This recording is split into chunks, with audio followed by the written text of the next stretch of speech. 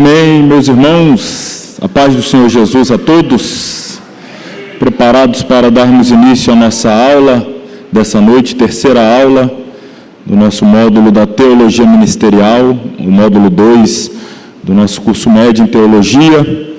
Hoje nós vamos falar sobre a vida devocional do obreiro. Apenas lembrando que nós já falamos, além da introdução, tratamos sobre a dignidade e os dons do ministério.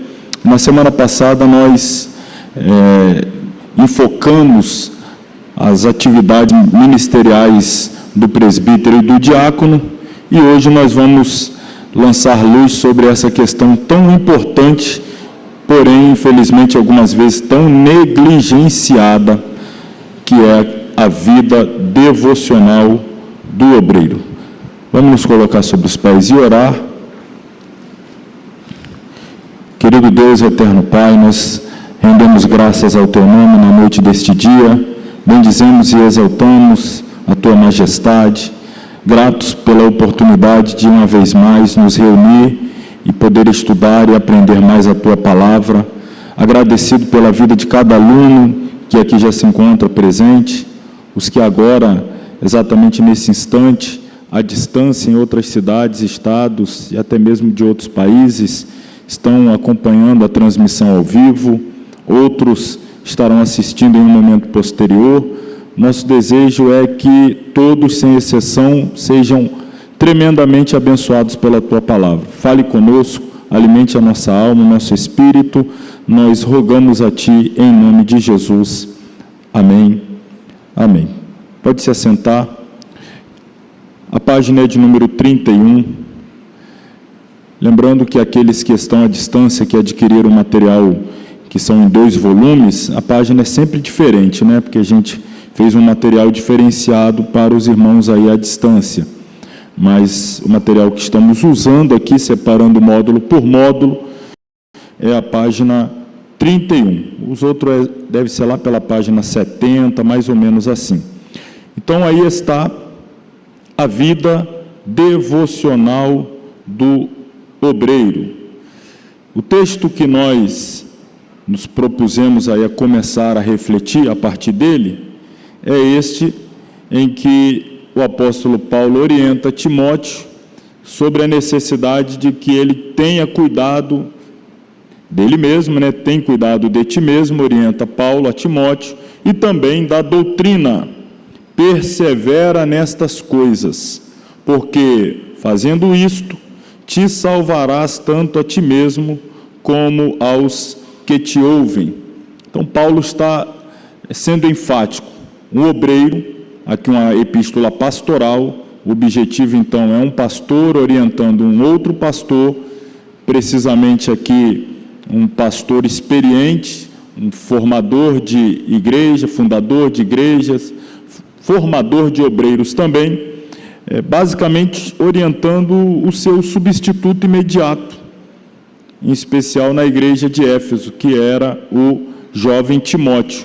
E Paulo, então, está transmitindo não apenas um ensinamento meramente intelectual, mas um ensinamento também experimental, né? Ele vivenciou, chamaríamos também de empírico. Ele teve a sua experiência própria, em que ele pode dizer que o obreiro precisa, antes de tudo, cuidar de si mesmo, tomar alguns cuidados pessoais, com a sua pessoa, com a sua alma, com o seu espírito, com a sua comunhão, com a sua devoção, para então depois pensar em cuidar dos outros por intermédio do ensinamento doutrinal.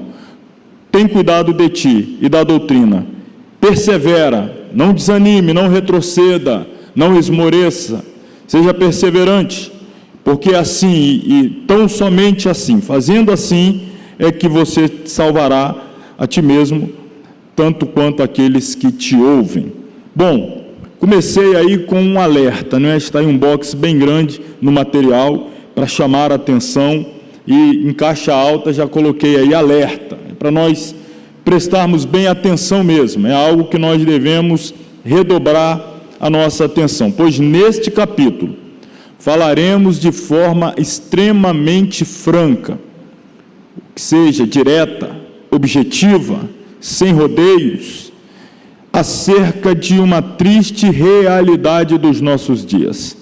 Que realidade triste é essa, a qual nós vamos aqui rasgar o véu e falar de uma forma direta?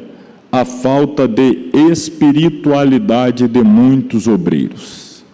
Muitos obreiros que descuidaram da sua própria vida espiritual.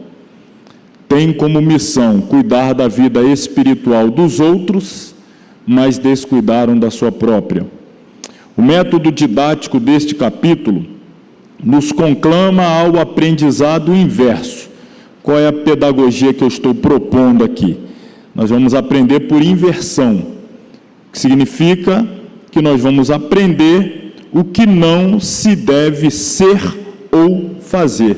Nós vamos mostrar os exemplos negativos, nós vamos mostrar os erros, os equívocos, nós vamos, repito, rasgar o véu, descortinar aquilo que está por trás dos bastidores, trazer à tona uma realidade que muitos tentam, mas sequer conseguem mais ocultar, não conseguem mais ocultar, a falta de espiritualidade. Então nós vamos tratar daquilo que não se deve ser imitado, copiado, reproduzido.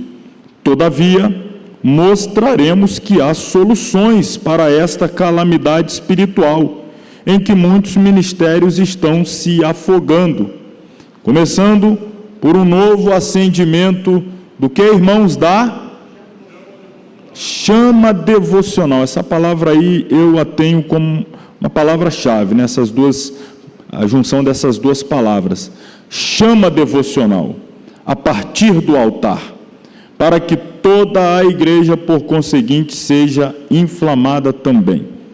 Então, há a necessidade de um reacender, de um reavivar da chama devocional. É necessário jogar álcool, gasolina, tudo que for inflamável sobre esta chama devocional para que o fogo mesmo suba, arda, da devoção, do desejo por buscar a Deus, por orar, por ler a Bíblia, por manter a sua vida devocional ativa, acesa, mas com paixão, com zelo, com entusiasmo, com alegria, não por obrigação, não porque pastor A ou B ou C, dependendo da realidade da igreja, da denominação, do campo, do ministério, mas enfim, porque ele é assalariado, então a minha obrigação é ter devoção para poder ter ministração, para garantir a minha compensação, né?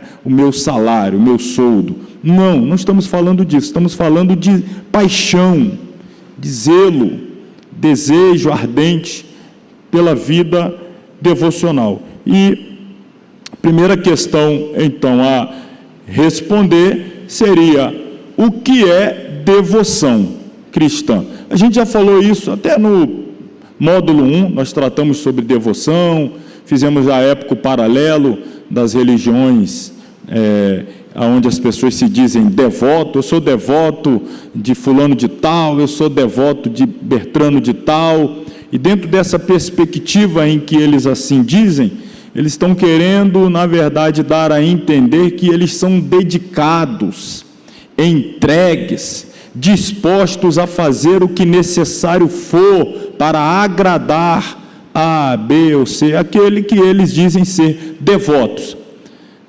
Obviamente, dentro de uma perspectiva genuinamente bíblica cristã, a nossa devoção, ela é diretamente relacionada à divindade, a Deus, Pai, Filho e Espírito Santo. É a Ele, a Deus, que devemos buscar agradar, viver de forma digna, a alegrá-lo, imitá-lo em tudo, tanto quanto possível for, viver vidas dignas de um verdadeiro e genuíno imitador de Jesus Cristo. Isso é devoção, é dedicação, é empenho, é entrega, determinação de buscar viver uma vida pautada nas Escrituras com o objetivo único e claro de agradar a Deus. Naturalmente, agradamos a Deus imitando a Cristo e só podemos imitar a Cristo ajudado pelo Espírito Santo. Eis aí o envolvimento de toda a Trindade, não é? Vamos ainda usar algumas referências bíblicas para explorar melhor essa questão da devoção. O Salmo 119, aqui está, no seu verso 2, lemos que bem-aventurados são aqueles que buscam ao Senhor, de que forma? De todo o coração e obedecem aos seus mandamentos. Então, buscar a Deus de todo o coração e buscar também obedecer a sua palavra, seus mandamentos. Podemos entender que o princípio da devoção cristã passa por esse versículo, ou esse verso, tratando-se de um salmo. Afinal, é diretamente ligado à necessidade de manter uma vida de intimidade com o Pai. Então, aí está o cerne da devoção, é a busca por comunhão, por relacionamento, por intimidade, agradar a Deus, atender às demandas da sua palavra para as nossas vidas, portanto, cumprir os seus mandamentos, seus preceitos, a sua lei, viver a sua vontade. Se todos, indistintivamente, todos os filhos de Deus, sem distinção de absolutamente nenhum, todos os filhos de Deus devem buscar viver uma vida devocional sadia, vibrante, intensa, mas ainda aquele que serve a partir do altar, os que são chamados para serem, na condição de homens, exemplos dos demais. Paulo diz, ser o exemplo dos fiéis. Vai escrever Paulo também a Timóteo. É claro que todos nós sabemos que o nosso modelo por excelência tem nome. Qual é o nome do nosso modelo por excelência, ao qual nós temos que olhar, caminhar olhando para ele, que é o autor e consumador da nossa fé? Qual é o nome dele? Mas obviamente que os obreiros que Deus chama, Deus também sobre estes põe a responsabilidade de serem referenciais na terra. São impecáveis? Não, não são impecáveis, pecam. São infalíveis? Não, não são infalíveis, falham, erram, mas devem buscar intensamente, avidamente, comprometidamente, responsavelmente, ser o exemplo dos fiéis no trato, na doutrina, na vida, na conduta de uma forma geral. Estamos aqui dentro de uma disciplina de teologia ministerial, e aí eu volto ao ponto, de todos, o nosso Pai Celestial espera de todos os seus filhos que tenham uma devoção vibrante, dos seus obreiros mais ainda. Então, é diretamente aqui ligado a essa necessidade de manter uma vida de intimidade com o Pai. Assim, é importante saber que a devoção a Deus é um ato voluntário e que cada um precisa buscar individualmente. Este termo, que tem origem no latim, significa a ação, o termo aqui é devoção, significa ação de se dedicar a alguém, de se consagrar a alguém, de cultuar alguém. Mas a minha ênfase aqui, importante saber que a devoção a Deus é um ato voluntário, não é obrigatório, ninguém deve se sentir constrangido, obrigado. Jesus não obrigou ninguém, quem quiser vir após mim, isso deve ser uma decisão voluntária, uma atração do nosso coração, do nosso espírito, em buscar a Deus, e também precisa ser individual. Muitos têm vida com Deus somente por ocasião da reunião coletiva. Ele ora? Quando? Quando a igreja se reúne. Ele lê a Bíblia? Lê. Quando? Quando a igreja se reúne. Ele canta? Quando? Quando a igreja se reúne. Ele ouve uma mensagem, um sermão? Sim. Quando? Quando a igreja se reúne. Fora da coletividade, ele não ora. Fora da coletividade, não lê a Bíblia. Fora da coletividade, não alimenta a sua alma. Já pensou se nós tratássemos como seres tricótomos que somos, espírito, alma e corpo? Já pensou se o nosso cuidado com o corpo fosse tal qual o cuidado de muitos desses que eu estou citando aqui, com o espírito e alma, né, a parte material, a parte invisível, o espírito, o ser espiritual e também a alma. Imagine se elas fossem tratadas da mesma forma, ou melhor, o inverso, se o corpo fosse tratado da mesma forma como se dá trato ao espírito. A gente só alimenta o nosso espírito quando nos reunimos. Vamos fazer o mesmo com o corpo. Eu vou alimentar ele apenas lá uma vez por semana no domingo, aí eu almoço. Uma vez por semana no domingo. Uma vez por semana eu faço a minha higiene corporal. Vou dar cuidado com o meu corpo uma vez, só quando... A pessoa, se fosse fazer com o corpo da forma como muitos fazem com a alma, a pessoa fala, não, eu não dou conta não, eu vou ficar enfermo. E sua alma? E o seu espírito? Não, se eu levar dessa maneira, fatalmente eu morrerei. E a sua alma? E o seu espírito? O princípio não é o mesmo? A aplicação não é a mesma? Só vou almoçar quando estiver num restaurante com muita gente, coletivo? Se não for, é o mesmo princípio? Então perceba, o cuidado deve ser individual. Nós temos um momento coletivo, mas a individualidade não pode ficar, em hipótese alguma, negligenciada. Aliás, que até no culto coletivo nós temos o somatório das individualidades. Não necessariamente na coletividade todos vão manifestar adoração igual, entrega igual. Alguém vai estar conversando, o outro vai estar adorando, um vai estar levantando a mão, o outro vai estar indo no banheiro 10 vezes, um vai estar mexendo no celular, o outro vai estar caindo de joelho chorando.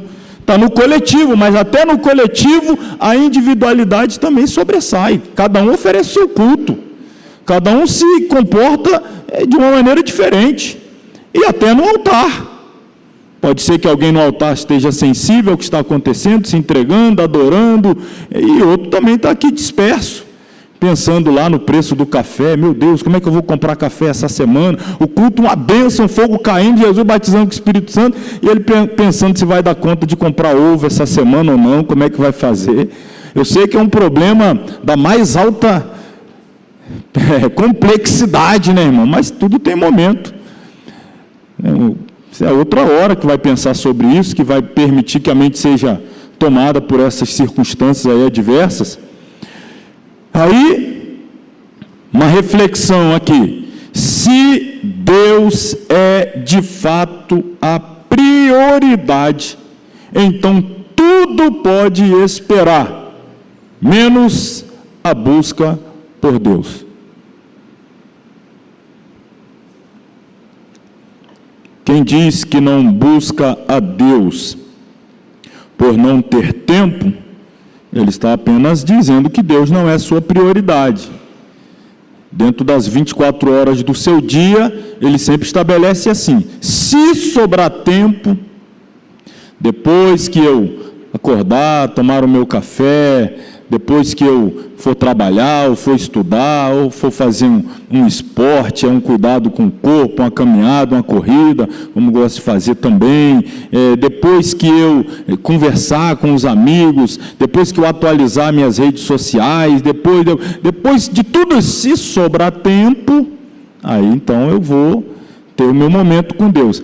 Hoje não deu tempo não, hoje foi 2h30 atualizando as redes sociais, eu tive muita demanda no trabalho, eu acabei, e aí, o que ele está apenas dizendo, quando ele dá a desculpa de que não teve tempo, ele está apenas mandando uma única mensagem lá para o céu: o Senhor não é prioridade na minha vida, o Senhor é apenas se sobrar tempo, nas muitas coisas importantes, fundamentais, prioritárias, que estão aí disputando com o Senhor o tempo limitado que eu tenho. Então, se eu tenho a paciência aí, hoje não deu, quem sabe amanhã, fica aí na expectativa, vai falar para Deus, fica aí orando, né? Quem sabe amanhã o Senhor consegue um pouquinho da minha atenção. Hoje definitivamente não deu. E assim vai, 2 dias, 3, 5, 10, quantos estão assim, vivendo dessa maneira? A vida espiritual relaxada, com a vida espiritual abandonada, a casa, né, que é a vida espiritual como uma casa aí entregue a total abandono e descaso. E volto a dizer, estas palavras se aplicam a todos os filhos de Deus, sem esquecer que estamos estudando teologia ministerial, logo mais ainda aos obreiros, aos chamados, aos vocacionados, aqueles que Deus tem separado para o santo ministério, a fim de que sejam modelo, exemplo, padrão, humanamente falando, para os fiéis. É importante que nossas atitudes de adoração sejam, acima de tudo, sinceras e voluntárias. Daqui a pouco eu vou falar sobre a questão da sinceridade, mais para frente, para a gente poder avançar um pouquinho mais no material. Então, depois eu volto nessa questão da sinceridade e voluntariedade. À medida que ganhamos intimidade com o Pai, Ele mesmo nos mostra de que forma deseja ser buscado. Em outras palavras, no início da caminhada de qualquer cristão, é natural que ele se relacione com Deus de forma inadequada. Ele julga ser a correta, mas não é. Mas Deus entende, releva. Ele é um neófito, é um novo convertido, não conhece a Deus, não conhece a palavra de Deus. Ele vai ter algumas atitudes que, na sinceridade do seu coração, são as melhores, mas podem ser equivocadas.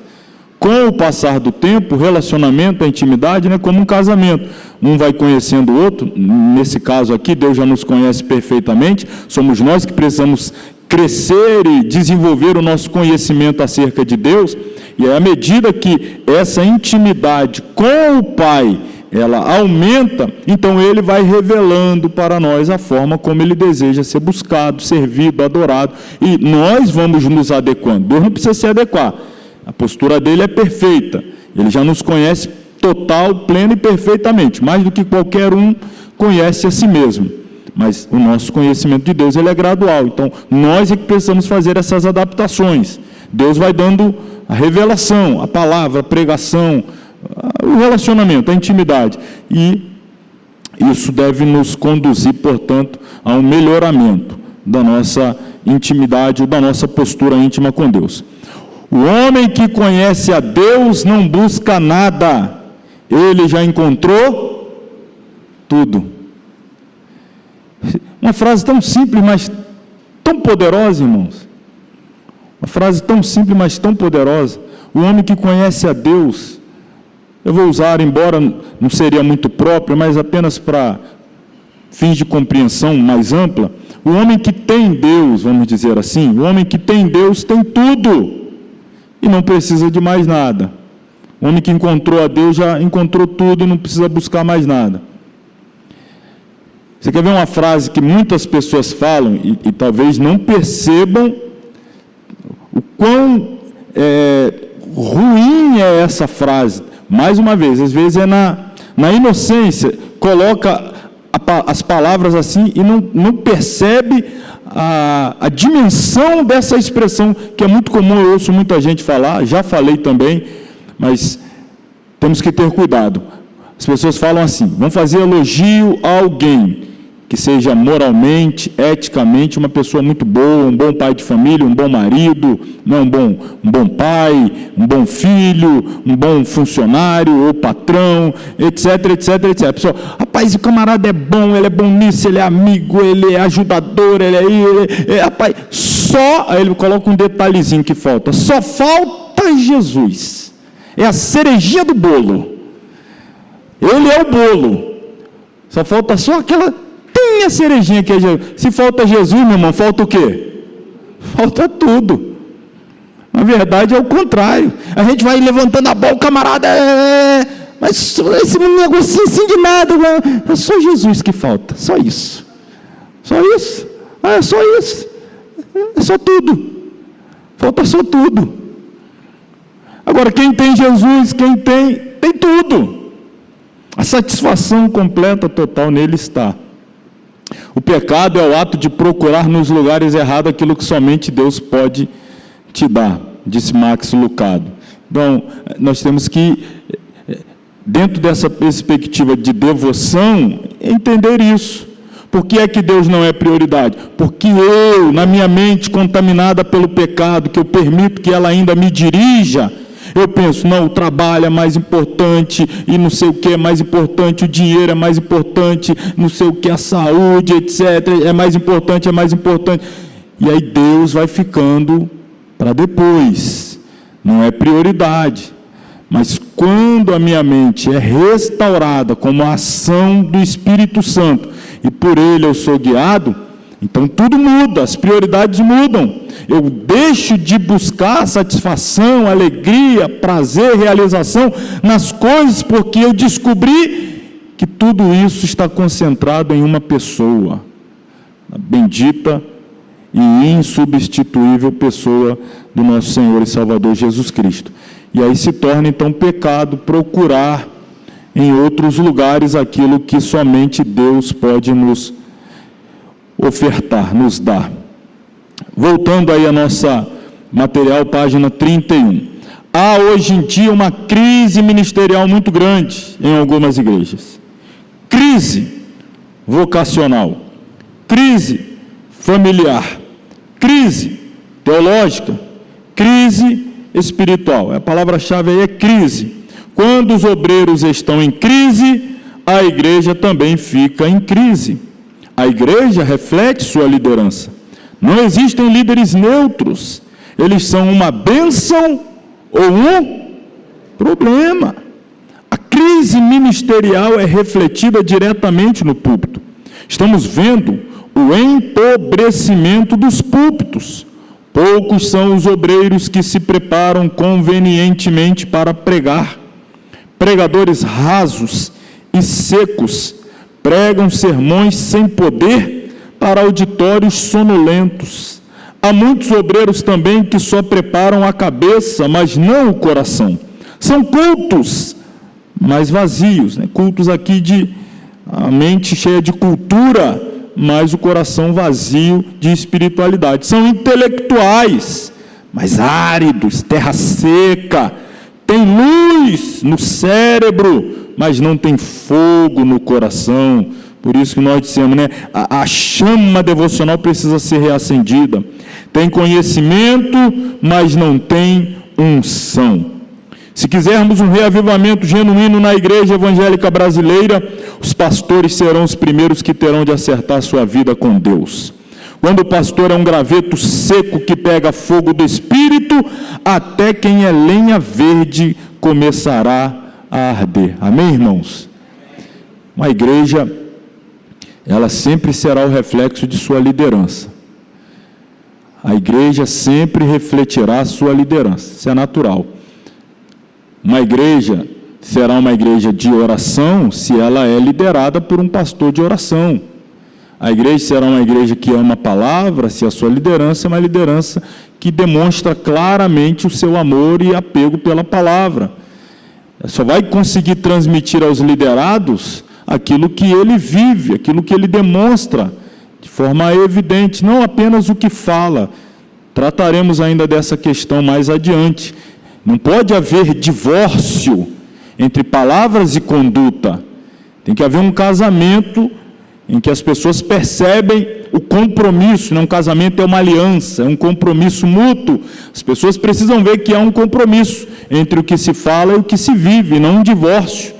As palavras vão para um lado e as atitudes vão para outro. É tempo de orarmos para um reavivamento na vida dos nossos obreiros. Eu rogo aqui, irmãos, orem por reavivamento na vida dos obreiros. Eu me incluo aqui como alvo das suas orações. Orem por reavivamento na vida dos obreiros. É chegada a hora de pedirmos a Deus que nos dê ministros segundo o seu coração. Precisamos de homens de Deus no púlpito. Precisamos de homens de Deus. Eu citei há poucos dias, né, sobre o podcast que eu gravei. Ele ainda não foi para o ar. O pastor responsável, nosso amigo pastor Bruno Andrade, que foi responsável, diretor responsável por esse podcast, ele está tendo bastante compromisso, não teve tempo ainda de terminar a edição e colocá-lo no ar, mas tão logo ele vai ao ar, eu vou também compartilhá-lo, pois nele eu fui arguido sobre algumas questões pontuais da lide ministerial, e uma delas, o entrevistador lá, meu amigo e conterrâneo, irmão Avelino, ele me perguntou, me pediu para dar algumas dicas, algumas sugestões para um obreiro. E eu falei um pouco sobre, não está aqui não, que eu acabei de dizer sobre ser homem de Deus. O que precisa alguém ser para ser considerado um homem de Deus? E aí eu me vali da própria expressão, parece redundância, né? Mas não é. Para que seja considerado um homem de Deus, ele precisa ser de Deus. Porque tem muita gente que não é mais de Deus. E aí a gente desdobrou lá o que seria exatamente esse ser de Deus. Eu sou homem de Deus, eu pertenço a Deus, eu sou uma propriedade exclusiva de Deus. Olha o peso dessa expressão, irmão. Homem de Deus, você está dizendo, essa pessoa, ela é uma propriedade do céu. Deus tem a posse da vida dessa pessoa. Deus tem o controle, tem o domínio. Olha que coisa séria, né? Homem de Deus, fala homem de Deus, e aí homem de Deus, homem de Deus, ele é de Deus mesmo? A vida dele pertence mesmo a Deus? Não vou aprofundar não, depois eu vou compartilhar quando sair esse podcast, eu falei sobre essas questões aqui. Isso é muito sério, irmãos. A gente precisa considerar as epístolas paulinas, a gente tinha que pegar frase por frase do apóstolo Paulo e ficar ali muito tempo meditando. Não são palavras ao vento, não. Tu, homem de Deus, segue-a. E Paulo vai... Você acha que ali é uma palavra assim? Já basta dizer que foi inspirada pelo Espírito Santo. O apóstolo Paulo em vias de morrer, sabendo que o legado dele vai ser conduzido adiante por Timóteo e Tito. Você acha que ele está brincando ali de encher espaço no texto? Não, irmão, o negócio ali é para ser minuciosamente estudado, desdobrado, é coisa para uma vida toda. Muito importante, precisamos de homens cheios do Espírito Santo, de homens que conheçam a intimidade de Deus.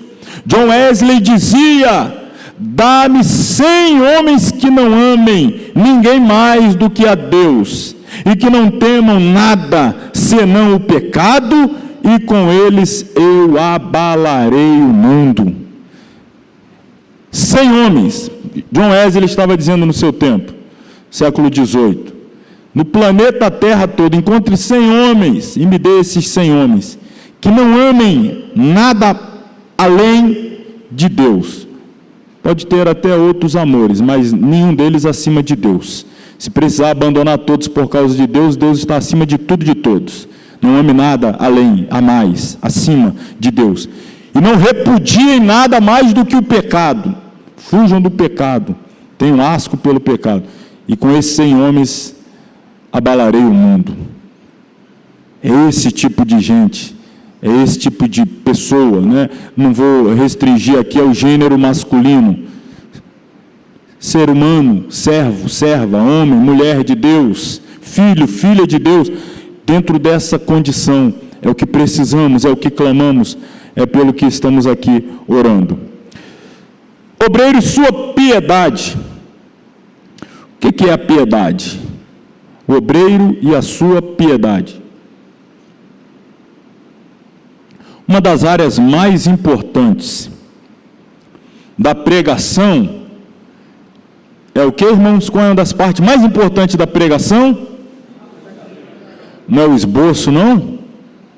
Os tópicos bem divididinhos, certinho, o tempo muito bem ajustado, parte da introdução, desenvolvimento, conclusão, etc. Não estou desmerecendo, é claro que isso tudo e nós vamos estudar daqui a mais 2 disciplinas adiante, hermenêutica e homilética. Mas nada disso substitui a vida do pregador. Das partes, nas áreas mais importantes da pregação é a vida do pregador. John Stott afirma que a prática da pregação jamais pode ser divorciada da pessoa do pregador. E infelizmente, irmão, nos nossos arraiais, em especial os nossos arraiais pentecostais, em especiais nos nossos cultos festivos, em que ajuntamos a grande massa, nós nos preocupamos em trazer pessoas para falar a essa grande massa, em momentos especiais da vida da igreja, pessoas que sequer conhecemos a sua conduta moral. Não sabemos quem é a sua esposa, se é que tem, se está com ela, se é só com ela. Está nem aí. Se ele é pastoreado, se ele tem uma igreja, se essa igreja que ele tem, ele vai, se vai, qual foi a última vez que lá apareceu, se ele é dizimista, se ele participa da ceia. Não, mas quando ele pega o microfone, irmão, pensa num cidadão que com o microfone na mão, a igreja vira de cabeça para baixo, os jargões que eles usam aí, quebra tudo, camarada quebra tudo. Mas e a vida? Eu não sei, irmão, eu sei que ele quebra tudo. Você está fazendo pergunta já é demais, não me interessa não, só sei o que importa eu sei, ele quebra tudo. Você conhece ele da onde? Eu vi lá 30 segundos no TikTok, de lá que eu conheço ele. Eu vi um vídeo dele de 30 segundos no TikTok e cheguei à conclusão de que ele precisa vir falar para a nossa igreja. 30 segundos no TikTok, você já chegou à conclusão do ministério dele, de que é um homem de Deus, simples assim? Uma triste realidade. As pessoas, em geral, os líderes sofrem com isso, são pressionados, alguns cedem à pressão, o que mostra a sua própria responsabilidade com o rebanho que está sob a sua responsabilidade, porque ceder à pressão o tempo todo, pastor, traz fulano, pastor, traz ciclano, pastor, eu fui lá na vigília, eu vi, irmão, o sapato do homem é de fogo mesmo, traz ele, e pastor, foi 50 minutos, 217 profecia, o homem é uma metralhadora na mão de Jeová, Deus revela o oculto e o escondido, e vai, pastor, traz, pastor, pastor, pastor. Se o pastor for ceder essa expressão de todo mundo, que foi aqui, foi ali, foi lá e acolá, viu, aconteceu, viu no YouTube, viu no Instagram, viu no TikTok, não, tem que trazer, tem que trazer, tem que trazer, tem que trazer. Se for passar para a mão de todo mundo que todo mundo quer trazer, imagina a bagunça. Ninguém está querendo saber da vida.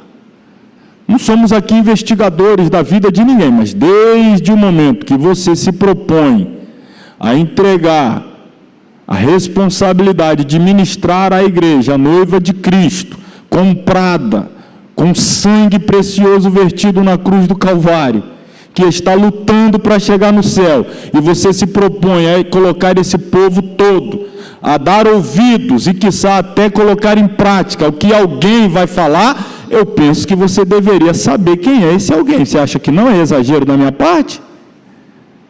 Você acha que eu estou sendo duro demais em achar que a gente deve pelo menos conhecer quem é a pessoa, a quem estamos entregando a responsabilidade de alimentar a noiva de Cristo? Pastor, também não é tanto assim, né? Isso também é demais. É só chamar lá, dar uma oferta, dá a ele aí, se der ruim depois conserta. A prática da pregação jamais pode ser divorciada da vida do pregador. O que nós precisamos desesperadamente nestes dias não é apenas de obreiros eruditos, mas sobretudo de obreiros piedosos. A vida do pregador fala mais alto do que o seu sermão. Irmão, eu não sei você, mas o material é meu, fui eu que escrevi, né, usando as referências que estão lá no final apontadas, mas eu com o meu próprio material fiz aquela tal do pinte as partes importantes, você pinta quase tudo, né? Não sei se você está fazendo mesmo aí, mas olha que coisa profunda que a gente está destacando aqui. Eu volto a falar, vou destacar mais uma vez, a vida do pregador fala mais alto do que os seus sermões. Imagine um pregador que está pregando contra o adultério e as pessoas sabem que ele é adúltero. Alguém vai dar ouvidos ao que ele fala, sabendo quem ele é? Claro que não. A sua vida cala as suas palavras. A sua vida fala tão alto que as suas palavras não são capazes de ser ouvidas. A vida da pessoa... ecoa mais, não é? Retumba mais alto, reverbera. Falta aqui expressão, estou buscando no meu limitadíssimo vocabulário, irmão, sofrendo aqui, mas a vida da pessoa grita mais do que o sermão. Muitas vezes sermão é mera performance para mascarar exatamente o desvio de caráter. Sem querer generalizar, falarei isso aqui com todo temor e tremor diante de Deus. Não estou generalizando. Sei que o que eu vou falar aqui nós precisamos receber com cuidado. Não podemos sair por aí assim, ficar com o pé atrás com todos, mas uma realidade também que a experiência tem nos feito perceber. Muita gente prega muito contra aquilo que ele mesmo vive. A mensagem de muita gente é para mascarar o seu erro exatamente naquele ponto que ele prega. Não generalizo, irmão, repito, estou falando isso com temor e tremor. Não é para sair por fulano está falando isso, deve ser porque ele tem um pecado nessa área. Pelo amor de Deus, não saia por aí pensando dessa maneira. Mas o que eu estou dizendo é que é uma triste realidade a experiência ter nos feito ver. Muita gente prega contra práticas que são exatamente seu estilo próprio de vida, seu próprio estilo de vida.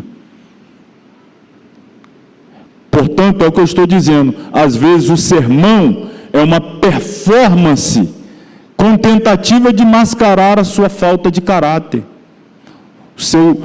a sua postura, a sua conduta equivocada diante daquilo que a palavra de Deus diz e que ele está, consequentemente, falando para a igreja. Então, a ação fala mais alto do que as palavras. É por isso, eu particularmente, recebo muitas vezes convite para pregar em alguns lugares os quais eu não posso ir, dado já ter uma outra agenda, um outro compromisso, etc, etc. E aí, algumas vezes, as pessoas que me convidam e recebem a negativa da minha parte por conta de um outro compromisso, estes vão lá e me pedem o quê? Indica alguém aí, indica alguém. Ah, irmão, essa parte é delicada, tá? Aí você entra num território delicado. Indique alguém para vir aqui. Eu falo para você, chega, respira fundo. Tem gente que não está nem aí, o negócio dele é trocar a agenda. Eu te indico aqui, você me indica lá. Eu te ajudo aqui, você me ajuda lá. E vira essa barganha por aí afora. Como tinha aí um tal de um sindicato de pregadores, que era esse negócio tudo combinado. Eu vou ali, abro o caminho, depois você vai, aí onde você foi, você abre para mim. Ó, aqui eu vou pedir tanto. Aí eles vão me dar. Quando for sua vez, você pede a mesma coisa, porque a gente já fecha uma tabela. Essa bagunça existe aí por aí afora. Infelizmente, tem essa bagunça aí por aí afora. E muitos líderes se sujeitam a entrar nesse esquema também, então perde a sua moral e credibilidade também. Mas, irmão, eu respiro fundo quando alguém pede indicação. E aí, às vezes, a gente fica naquele grupo. Ah, esse, aquele. Ah, mas esse aí eu já conheço, já pregou aqui também. Não tem mais ninguém além desse aí, não. Eu falei, irmãos, que eu conheço são esses.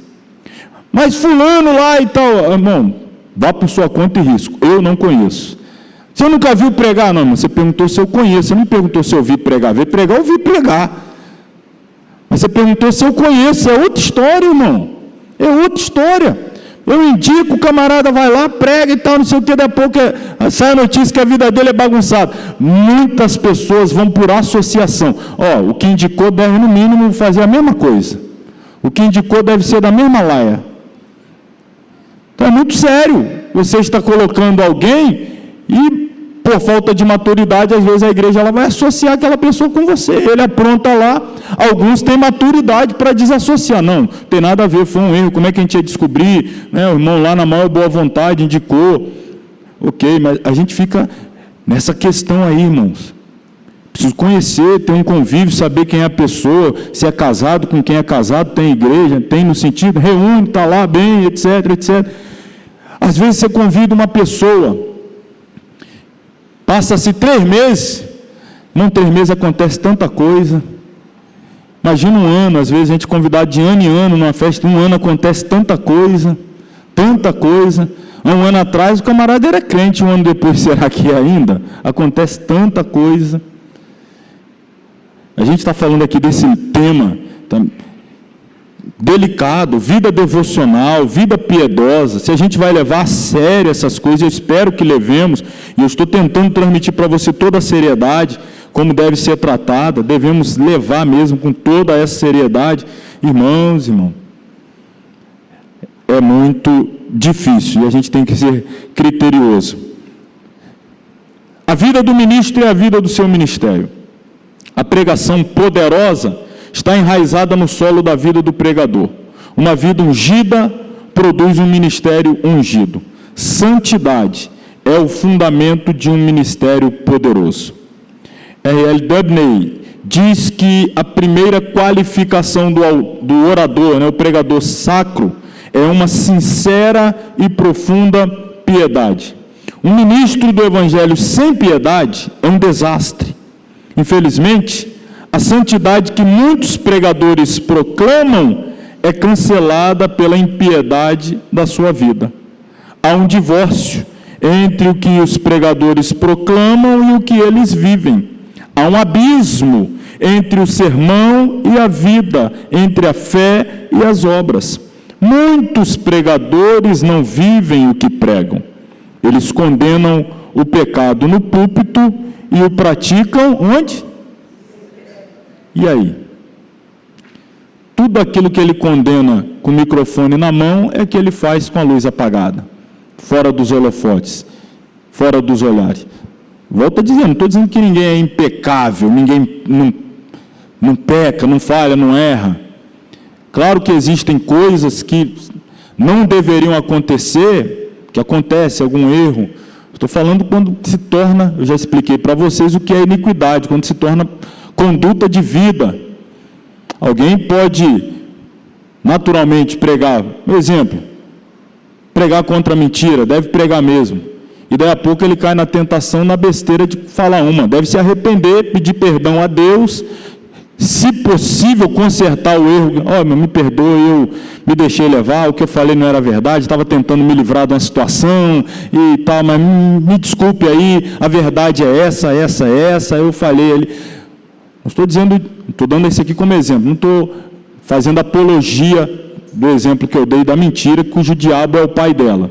Foi um exemplo que eu dei aqui de pronto. Poderia ser qualquer outra coisa. Não estou falando de algo pontual. O que eu quero dizer é isso.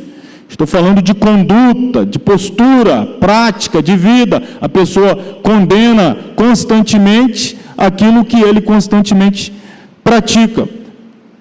Um exemplo aqui que nós poderíamos trazer. Lembra do profeta Isaías? O episódio da sua chamada, do capítulo 6? Você lembra lá da visão dele dos serafins e tal? No ano que morreu o rei Uzias, eu vi o Senhor, e ele vai ampliando a visão. Os serafins estavam voando, 6 asas cobriam o rosto, 6 asas cobriam os pés, com 2 voavam, e diziam uns para os outros: Santo, Santo, Santo é o Senhor dos Exércitos, toda a terra está cheia da sua glória. Os umbrais das portas se moveram com a voz do que clamava, a casa se encheu de fumaça. Então disse eu, o que Isaías disse? Ai de mim, que vou perecendo. Por que, Isaías? Você acabou de chegar à conclusão de que você vai morrer. Está aí dizendo, game over, acabou, para mim já era, é o meu último dia aqui na terra, morri. Ai de mim, estou perecendo. Por que você está dizendo isso? Por quê? Porque eu sou um homem, completa vocês, sou um homem e habito no meio de um povo. O que ele está dizendo? O que eu condeno na vida dos outros é o que eu faço. Eu sou um homem de lábios impuros. Eu habito no meio de um povo de lábios impuros. A linguagem poética ali, ele faz a inversão, mas é exatamente isso. Esse povo aqui, que eu fui levantado por Deus para pregar para eles, para que eles mudem de vida, o que eles precisam abandonar é exatamente o que eu faço. E agora? Minha hipocrisia caiu por terra. Fui desmascarado, o céu me viu, estou morto. É o que ele está dizendo. Fui descoberto. E aí, quando ele tem essa coragem de confessar o seu pecado, o céu então se move em sua direção, para trazer o que? A resposta, a restauração, a solução. Quando ele está lá confessando, o céu se moveu, o serafim veio e tocou aonde nele? Tocou? Ele disse que o pecado dele era onde? Nos lábios. Lá vem um serafim com uma brasa de fogo nos lábios dele, e o serafim diz: tua iniquidade foi tirada, teu pecado perdoado. Agora sim, então disse eu, né, depois que ele ouve, quem enviarei, quem há de por nós? Agora eu posso dizer, eis-me aqui, envia-me a mim. Então só teremos autoridade para pregar aos outros contra pecados que já fomos tratados, que já confessamos, que já abandonamos. É o exemplo aqui simples que Isaías está transmitindo. Ele está dizendo, não tem como levar adiante o ministério pregando para um povo que comete aquilo que eu também cometo. Ou hoje a gente resolve esse problema para que eu continue tendo autoridade a pregar, ou acaba tudo aqui mesmo, eu morro aqui mesmo, sou fulminado aqui, Deus levanta outro e segue adiante.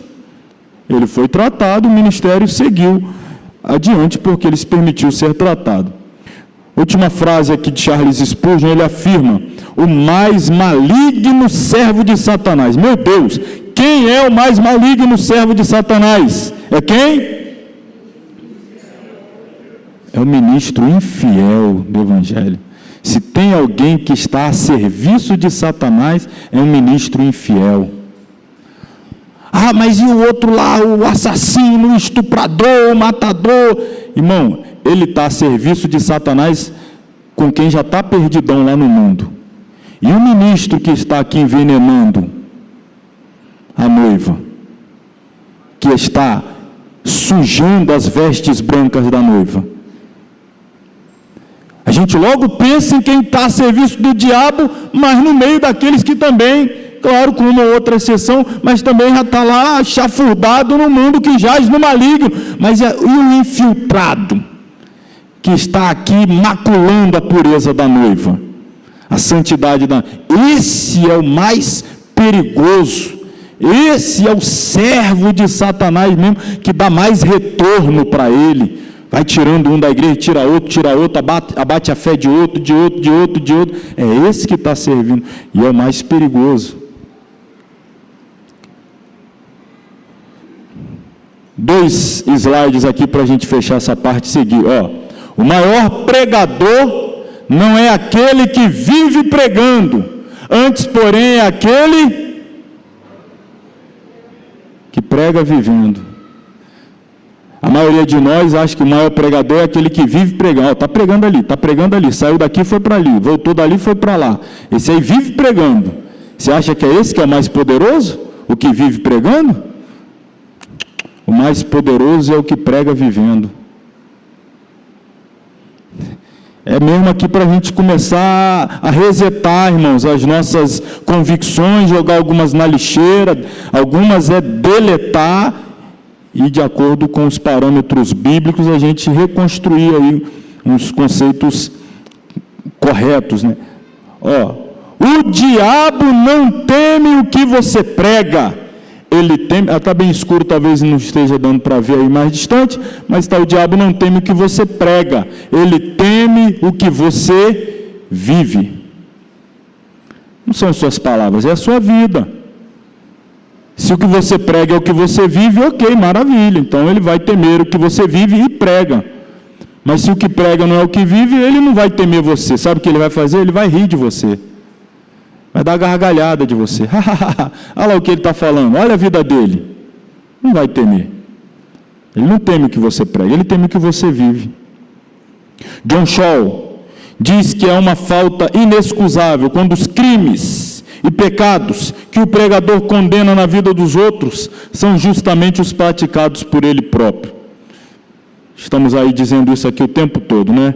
E de onde que eu tirei isso? Olha aí, da Bíblia, o que o apóstolo Paulo diz? Tu, pois, que ensina a outro, não te ensinas a ti mesmo? Tu que pregas que não se deve furtar, furtas? Tu que dizes que não se deve adulterar, adulteras? Tu que abominas os ídolos, cometes sacrilégio? Tu que te glorias na lei, desonra a Deus pela transgressão da lei? Porque como está escrito, o nome de Deus é blasfemado entre os gentios por causa de vós. Porque a conduta está divorciada das palavras. Porque há um abismo entre a pregação e a prática de vida. E aí o que acontece? O nome de Deus é blasfemado. O juízo de Deus veio sobre Davi e o profeta falou: Davi, você deu ocasião para que os inimigos de Deus blasfemem o nome dele. Você é ungido, você é rei, você é para dar exemplo.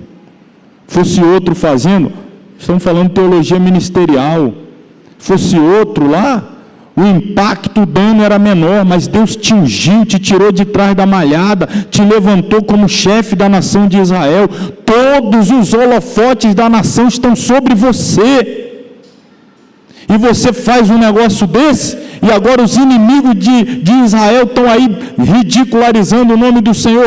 Olha lá o rei de Israel, que diz que Deus é santo, olha lá a vida dele lá. Você acha que isso vai passar impune? A espada vai comer solta agora dentro da tua casa. Meu Deus, a quem muito é dado, irmão, o quê? Então, passa para outro, irmão. Na hora que o pastor vinha te perguntando se você quer ser presbítero, você faz o sinal da cruz de Deus e me livre. Me inclua fora dessa. É porque na hora da todo mundo quer, né?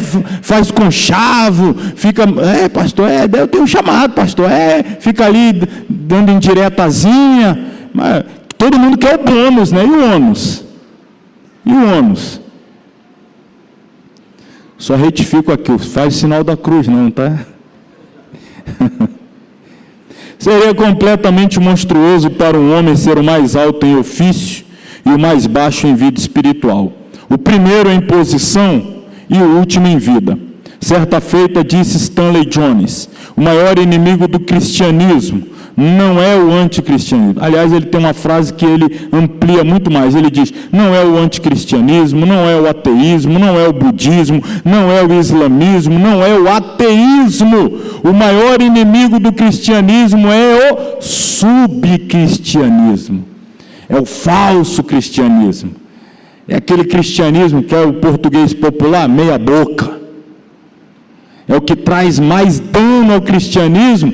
Não é o budismo, o hinduísmo, o espiritismo, o islam, é o cristianismo mal vivido.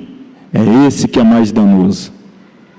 Não há maior tragédia para a igreja do que um obreiro ímpio e impuro no púlpito. Aí, hoje, preparando a aula, lembrei até do livro que eu escrevi, esse gordinho aqui, essa cara de bolacha, escreveu A Igreja Divorciada do Calvário, lançado em 2018. Lá nesse livro, eu escrevi isso aqui, ó. Um crente morno é a pior publicidade para o cristianismo. Ou seja, um mau testemunho é o maior desserviço que se pode prestar à causa do Evangelho. Por que Jesus não falou que ia vomitar o frio? Ele ia vomitar o morno. É o morno. E o morno ali não é o frio que está esquentando e automaticamente vai passar pelo estágio de mornidão, mas é aquele que um dia foi quente e está esfriando. Começou quente, né? E está no processo de esfriamento, aí passou por essa mornidão, e dali mesmo é posto para fora. Um ministro mundano representa um perigo maior para a igreja do que falsos profetas e falsas filosofias. É um terrível escândalo pregar a verdade e viver uma mentira, chamar o povo à santidade e viver uma vida promíscua. Um pregador sem piedade é uma contradição, um inaceitável escândalo. Um pregador sem piedade, como eu coloquei aqui, presta um grande desserviço ao reino de Deus. A falta de piedade é algo terrível, especialmente na vida dos ministros do Evangelho. Infelizmente, muitos ministros têm somente a aparência de piedade. Eles professam uma fé ortodoxa, mas vivem uma vida espiritual pobre. Eles não têm vida devocional, não têm vida de oração. Não tem vida. Estou falando que não faz ocasionalmente, estamos falando de vida de oração. Não tem vida de devoção. Isso é uma tragédia, irmãos. É uma tragédia. para qualquer filho de Deus, e em especial para o ministro. Sem devoção, sem oração, sem comunhão, apenas fazem orações rituais e profissionais. Contudo, orações profissionais ajudam apenas a pregação a realizar o seu trabalho de morte. É triste ter de admitir que poucos ministros têm algum hábito devocional sistemático e pessoal. Estamos falando de ministros que têm boa performance pública. As pessoas ficam boquiabertas. Falam, meu Deus, quando eu crescer eu quero ser igual a ele. Você viu a oração dele? Oh, majestoso arquiteto do universo. Aí ela vai por aí afora. A sua majestade sublime inunda o meu ser com uma inacessível alegria que eu sou incapaz de verbalizar. Os vernáculos terrenos jamais podem alcançar a dimensão. Você fala, meu Jesus, que homem... nossa, a próxima vez que ele orar, eu vou correr lá para ele botar a mão na minha cabeça com essa oração. Performance pública, teatro, encenação. E aí eu entro no ponto que eu falei há pouco que eu iria tratar, a questão da sinceridade. O que é ser sincero? Esta palavra, sincero, ela tem origem numa expressão muito comum em Roma antiga, o latim, sincera. Alguém sincero, sim é o sem, cera. Por que sem cera? Os artistas de teatro lá, os que interpretavam personagens, para que eles pudessem interpretar personagens, eles usavam cera como maquiagem, e ali maquiavam o rosto e incorporavam um personagem, representavam. Quando ele tira a cera, lava o rosto, encosta lá, por favor, Alan, por favor. Quando ele tira a cera, ele limpa o rosto, agora não tem mais encenação, não tem mais teatralização, agora é sem cera. Irmãos, você acha que esse doido que faz isso que eu acabei de citar aqui em público, você acha que ele tem coragem de fazer a mesma coisa sozinho, ele e Deus no quarto? Ele fala, para conseguir tapear aquele povão lá, vamos ver se eu tapeio Deus agora também aqui. Oh, magnífico! Só ele, Deus. Ali é sem cera. Não tem como. Ali é quem você é de verdade. Ali não tem máscara. A sua vida com Deus não é aquilo que você manifesta em público. As pessoas te avaliam pelo seu exercício ministerial em público. Deus não. Deus, ele começa a te avaliar depois da bênção apostólica. Agora vamos ver esse crente, se ele é crente bom mesmo. Vamos ver. Daqui para a pizzaria, daqui para a rua, daqui para ali, daqui para casa, em casa, durante a semana, no trabalho. Deus está te avaliando ali, as pessoas estão te avaliando aqui. E aqui elas chegam à conclusão, nota 10. E hoje a gente tem as redes sociais que fazem esse impulsionamento. Aí faz o corte do que ele quer que as pessoas vejam sobre ele, publica. Vai para o público, para o pessoal ver. Eu sou esse 30 segundos aqui sou eu. Esse 1 minuto aqui sou eu. Deus não está avaliando ninguém por aquele 30 segundos, aquele 1 minuto, aquele 40 minutos de pregação. Muitas vezes ali está cheio de cera. Deus analisa depois que a cera sai. O sincero, o sem cera. É esse aqui. É esse que vai passar pela análise, pelo crivo de Deus. Apenas, a gente disse aqui, orações profissionais, né? É triste ter de admitir que poucos ministros têm algum hábito devocional, sistemático e pessoal. E aí, encunhei mais uma outra frase para a nossa reflexão. Hoje eu estava bem inspirado, viu? Devoção é mais importante do que erudição. A influência do ministério na vida da igreja é proporcional à influência do Espírito Santo na vida do ministro. Tanto quanto mais influência o ministro terá sobre a igreja, quanto mais influência tiver o Espírito Santo sobre a vida dele.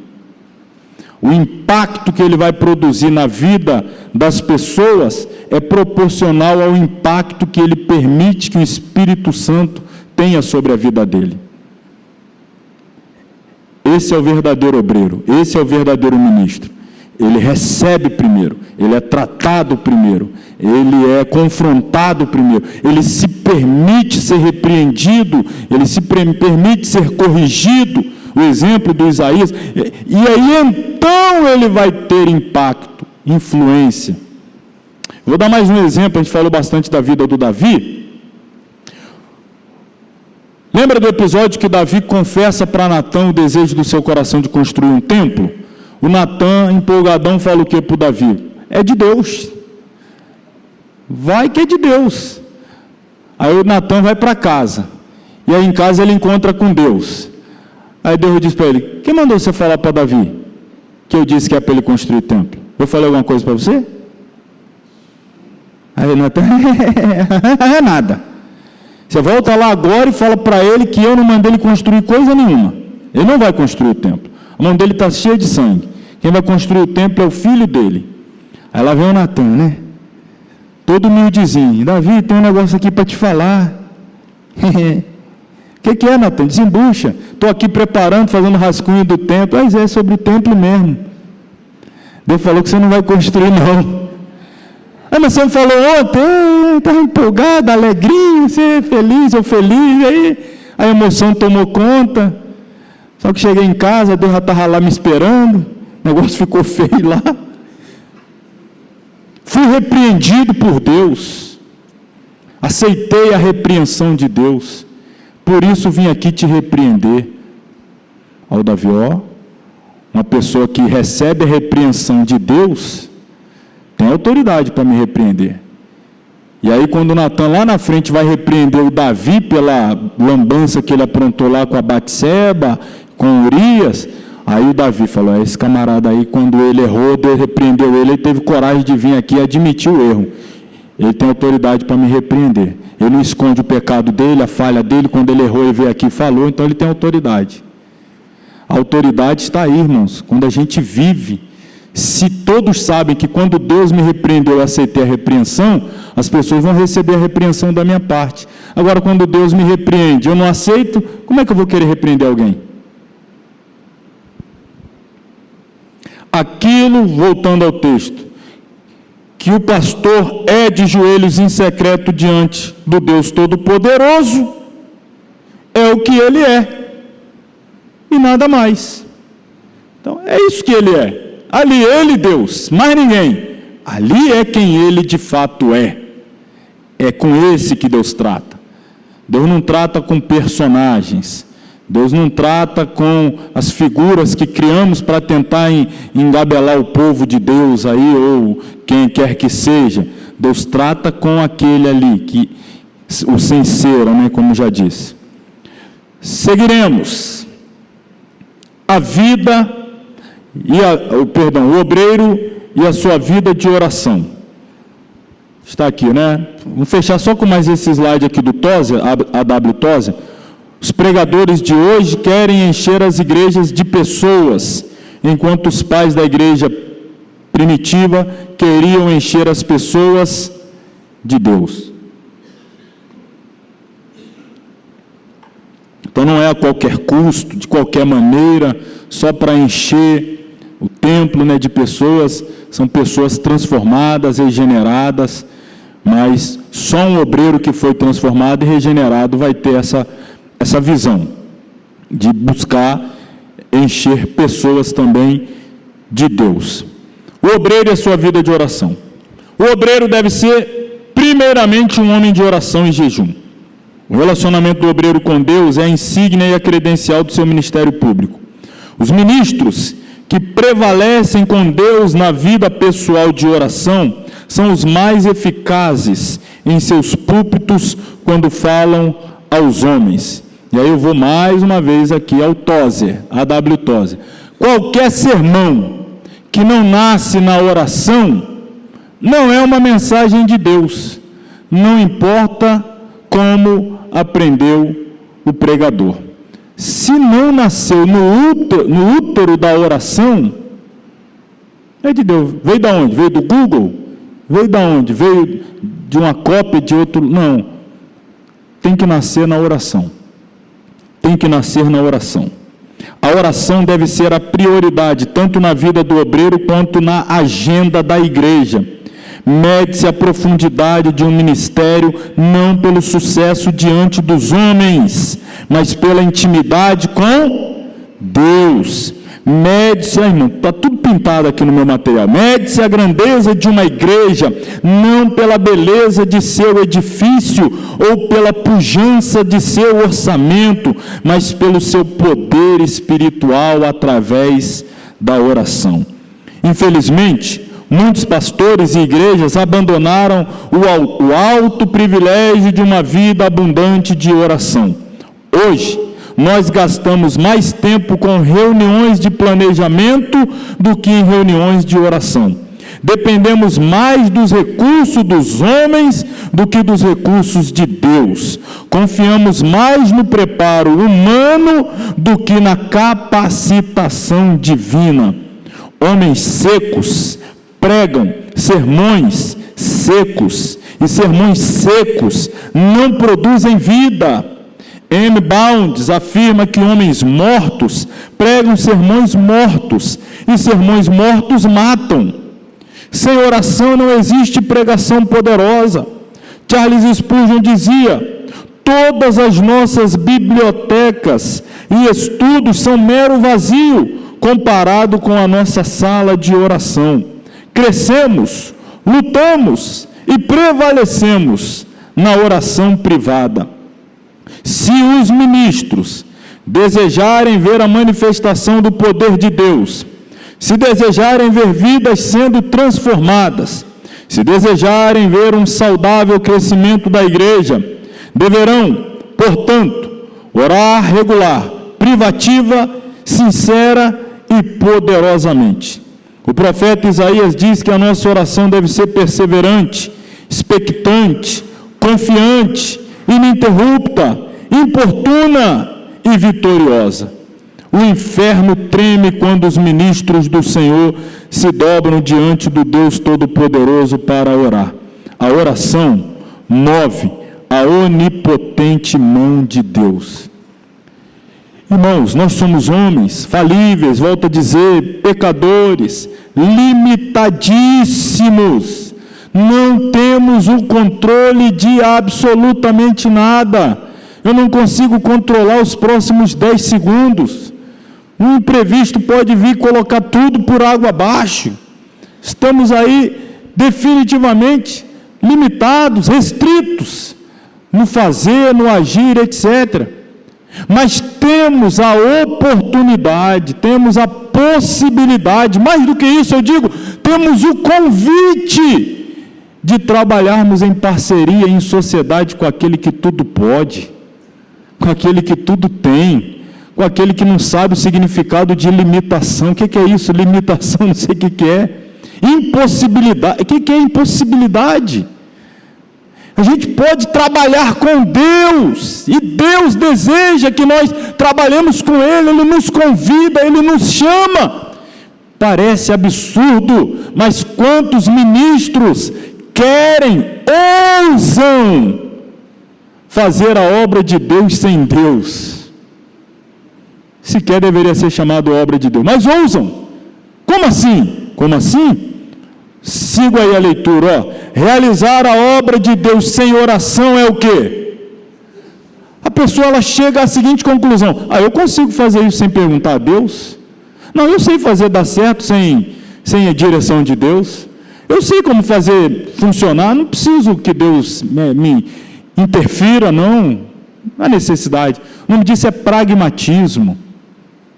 São pessoas pragmáticas. As igrejas, em geral, aí estão cheias de líderes pragmáticos, obcecados em fazer dar certo, e já há muito tempo abriram mão do que é certo. Isso é pragmatismo. Ele vai em busca do que dá certo. E para alcançar o que dá certo, ele atropela o que é certo. Ele vende a alma. Ele só quer o que dá certo. Ele está em busca do resultado. Ele é adepto do adágio. Os fins justificam os meios. Não importa o meio que ele vai ter que percorrer para chegar àquele fim. Ele quer chegar naquele fim. E para isso, às vezes, tem que deixar Deus de fora, porque Deus não vai caminhar com ele em algumas estradas que ele quer caminhar. Deus não vai estar ao lado dele em alguns caminhos que ele quer seguir. Deus não vai participar de algumas reuniões que ele tem marcado com quem ele tem se encontrado. Deus está longe de alguns favores que ele anda pedindo por aí, ali, lá e acolá. Deus está longe. E para ele é muito mais prático, por isso que é o pragmatismo. É muito mais prático bater em algumas portas de homens aí, empresários, políticos, do que, bater na porta do céu. Por que eu vou ficar um mês de propósito de oração no monte, com a boca no pó e o joelho no chão, se eu posso ser ali o empresário ali, o político ali, não sei o quê? Tão mais fácil, tão mais simples, tão mais prático. E aí, quantos ministérios estão afundando, embora as pessoas achem que estão crescendo, por causa do pragmatismo, parece que está dando certo, mas Deus não está envolvido em nada do que ele faz. Novos métodos, planos e organizações para levar a igreja ao crescimento saudável, sem oração, não são métodos de Deus. A igreja está buscando melhores métodos, Deus está buscando melhores homens. Seja sincero, irmãos, você acha que essas novidades aí da igreja atual, elas são fruto de resposta de oração? Você acha que é Deus que está dando direção aos líderes? Vou te dar uma estratégia aqui de crescimento. Coloca uma luz neon, um pisca-pisca, um brilho, um jogo de fumaça, pinta dessa cor, chama não sei quem, tira o púlpito, bota um latão, um tapete, tem que ser assim. Você acha que eles estão recebendo essa estratégia na oração? Pelo amor de Deus, me diz aqui se alguém acredita mesmo nisso.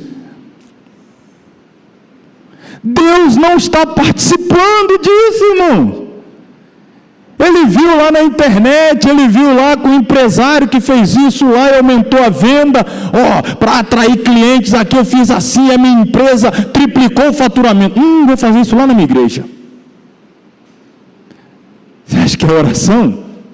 Você que está assistindo aí, na Europa, nos Estados Unidos da América, aqui na América do Sul, você acha que isso aí é resultado de oração? Que é Deus que está mandando esses homens de Deus pintar a igreja dessa cor, botar latão, jogar fumaça. Dá trabalho orar. Não, orar dá trabalho, tem que esperar. Quando Deus vai responder? Se vai responder, porque nem é obrigado a responder ele é, às vezes ele nem quer responder. Ele quer mesmo fazer você ficar ali orando, porque a resposta já é você se transformar um homem de oração. Você está achando que a resposta é Deus falar sim, não, talvez. Não, a resposta não é sim, não, talvez, espera. A resposta é transformar você nesse homem que anda de joelho. Essa que era isso que ele queria. O que nos diz a M. Bounds, mais uma vez? O que a igreja precisa hoje não é de mais ou melhores mecanismos, nem de nova organização, ou mais e novos métodos. A igreja precisa de homens a quem o Espírito Santo possa usar. Diz glória a Deus aí, irmão. Homens de oração, homens poderosos em oração. O Espírito Santo não flui através de métodos, mas através de homens. Ele não vem sobre mecanismos, mas sobre homens. Ele não unge planos, mas homens, e homens de oração. Só que a gente está substituindo o homem de oração pelo homem da mídia. Quem você quer para pastor? Tem esse aqui, 2 milhões de seguidores no Instagram, popular, famoso, conhecido. E esse outro? Não, esse aqui só sabe orar. Só ora. Só sabe orar. Mais nada, não, só sabe orar, tadinho, coitado dele, só sabe orar. Não, então eu quero o famosão lá, o 5 estrelas, tá doido? Esse aqui só sabe orar? Só sabe orar. E assim está sendo a substituição. Eu estou falando aqui de forma irônica, e de certa forma até cômica, porque na verdade não é cômico, é trágico e é uma realidade. É uma realidade, Diácono Hélio. É uma realidade. A substituição está ocorrendo de forma paulatina. Você olha para igrejas, quem era o pastor daquela igreja que fundou aquele ministério? Um homem de oração, quem está lá agora? E aquela lá, e quem está lá agora? E naquela outra lá? Vai olhando. Não faz esse exercício aqui agora, mental aqui agora, não, senão você vai distrair do resto da aula, a gente ainda tem mais uns 50 minutos aqui pela frente. Mas depois você chega em casa, deita no travesseiro e fica lá até 5 da manhã, acordado, só, meu Deus, não é que é verdade? Olhei mesmo, tá só, as figuras de oração estão partindo, e em seus lugares estão entrando aí os midiáticos, os famosos, os playboys de púlpito, os coaches, os homens das frases de efeito. Vida de oração zero, zero, zero, zero, zero. Comunhão zero, intimidade zero, relacionamento com Deus zero. Mas solta uma frasezinha de efeito, aqui, outra ali, uma técnica neurolinguística aqui, mexe com a emoção ali e lá. A pregação poderosa requer oração. A pregação ungida e o crescimento da igreja requerem oração.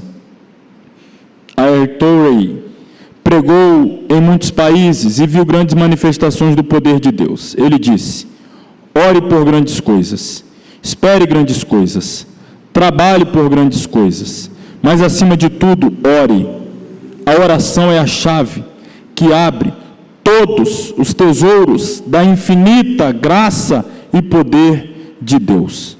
Jesus não cedeu, irmão, Jesus não cedeu à pressão para mudar, o discurso dele era duro, e houve uma pressão para que ele mudasse o discurso, para ser mais pragmático. Olha que pressão, irmãos, olha que pressão. Jesus e João Batista, só para você entender assim de forma bem nítida o que eu estou falando.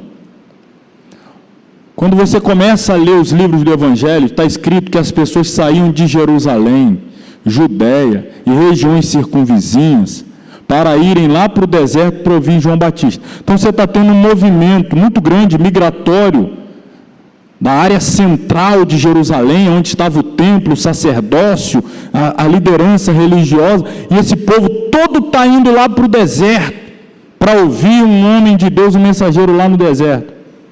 Esse passa o bastão para Jesus, importa que ele cresça ou diminua. Aí os discípulos de João, olha o que aconteceu, aqueles que te seguiam estão te abandonando e estão seguindo Jesus. Aí João, não, mas a ideia era essa desde o começo, esse era o plano. Importa que ele cresça, eu diminua. Estou passando toda a membresia da minha igreja para ele, para você entender. Estou entregando carta, assinando, vai, estou ensinando, vai atrás dele, vai, todo mundo. Agora a multidão está indo atrás de Jesus. E aí Jesus, tome discurso duro. Aí a multidão agora está abandonando Jesus e voltando para Jerusalém. Olha a pressão. Ô Senhor, a igreja estava lotada, os dízimos estavam bombando. A gente já estava com um plano aqui de construir uma catedral com mármore, granito. Aí o senhor vem com essas mensagens, aí o senhor não ajuda também, né? O povo está tudo voltando lá para a igreja deles antiga lá de Jerusalém. Dá uma maneirada aí no discurso. Vocês querem que eu dê uma maneirada? Dá uma maneirada. Então eu vou dar uma maneirada. Vocês não querem ir embora também, não? Se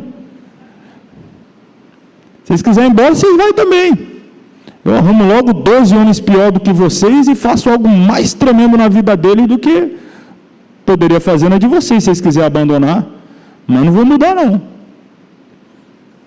Pragmatismo bateu a porta de João Batista, o pragmatismo bateu a porta de Jesus, forçou, tentou, não encontrou espaço, mas em muitas portas de lideranças da atualidade, pragmatismo não está batendo a porta está aberta, o tapete vermelho está estendido, fica à vontade.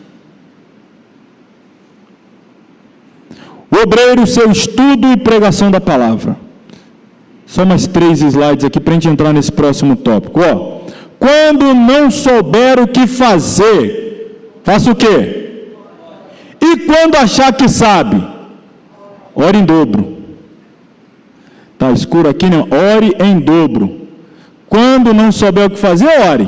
Quando achar que sabe, não, duplica a oração. Ore em dobro. 10 minutos orando são melhores que 1 ano murmurando. Tem líder que reclama. 10 minutos de oração pode fazer muito mais do que 1 ano inteiro reclamando, murmurando. Terceiro slide para a gente ir para o próximo aqui, mais um de Charles Spurgeon. Quando Deus deseja fazer uma grande obra, Ele primeiro coloca seu povo para orar. Oração é o caminho. O obreiro e seu estudo e pregação da palavra. Vamos a... É impossível ser um pregador bíblico eficaz sem uma profunda dedicação aos estudos. O obreiro deve ser um estudante. Mais uma vez cito Spurgeon. Ele diz que aquele que cessa de aprender também cessa de ensinar. Aquele que não semeia nos seus estudos não colhe no púlpito.